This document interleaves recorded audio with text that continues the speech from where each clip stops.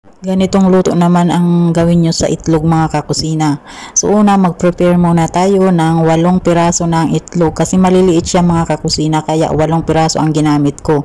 So nilagyan ko siya ng asin, pamienta at saka garlic powder. So i-bake lang natin siya ng bahagya. Then after nyan, mag-gisa na tayo ng ating sibuyas. Tapos isunod natin yung siling maanghang.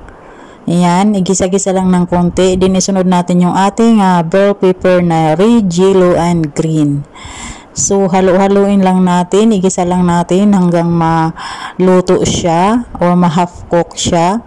Ayan, syempre lagyan natin yan ng pampalasa natin yung chicken cubes. So, igisa-gisa lang natin ng konti. So, napakadali lang naman itong gawin at wala nang marami pang ingredients. Ayan. So, takpan lang natin saglit hanggang maluto yung ating bell pepper. Ayan. Then, halo-haluin. So, napakadali nito at simple lang mga kakusina at syempre napaka-healthy pa. So, at ayan, ready na yan mga kakusina. So, ihalo na natin siya sa ating itlog. So, ayan, ihalo na natin siya. Then, i-mix-mix lang natin. Then, ibalik din natin yan sa kawali mga kakusina. So, para maluto yung ating itlog at saka yung ating bell pepper kasi half cook lang yung ginawa natin.